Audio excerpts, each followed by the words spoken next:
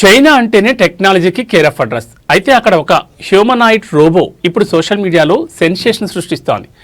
Unitary robotics సంస్థ అత్యంత ప్రతిష్టాత్మకమైన యూనిటరీ G1 రోబోను ఆవిష్కరిస్తే దాని యజమాని మాత్రం దానికి ఒక వింత పని అప్పగించారు. అదేంటో తెలిస్తే మీరు ముక్కును వేలేసుకుంటారు.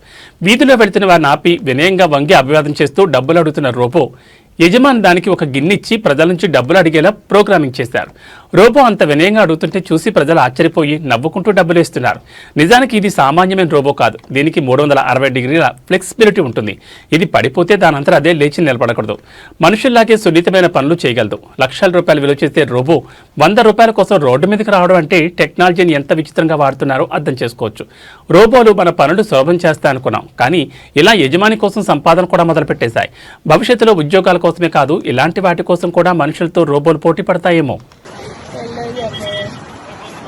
അങ്ങനെ ചെറുക്കപ്പടിയിൽ റോബോട്ട് ഇറങ്ങിയിട്ടുണ്ട് കേട്ടോ.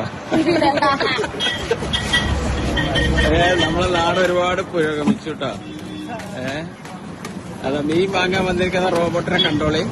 മീൻ വാങ്ങാൻ വേണ്ടി വന്നാണ്. മീൻ വാങ്ങാൻ വേണ്ടി വന്ന റോബോട്ടാണ്. അതാ ഇവിടെ മീൻ കൊടുക്കണ ചെറുക്കൽപ്പടിയിൽ റോബോട്ട് ഇറങ്ങിയിട്ടുണ്ട്. അല്ല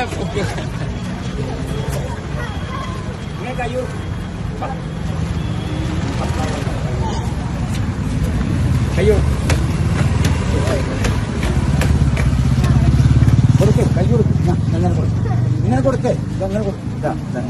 വെരി ഗുഡ് വെരി ഗുഡ്. നന്നായിട്ടുണ്ട് നന്നായിട്ടുണ്ട്. Okay okay. അങ്ങനെ ചെറുക്കപ്പടി പുരോഗമനത്തിലാണ്.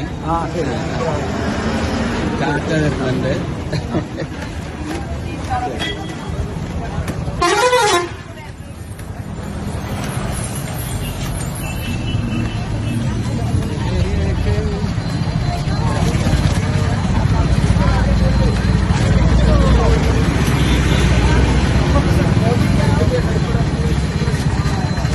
റോഡ് ക്രോസ് ചെയ്യാനുള്ള പരിപാടിയിലാണ് റോബോട്ട്. അതെ, അങ്ങനെ റോഡ് ക്രോസ് ചെയ്ത് അപ്പുറത്തേക്ക് പോവാൻ. ഓക്കെ.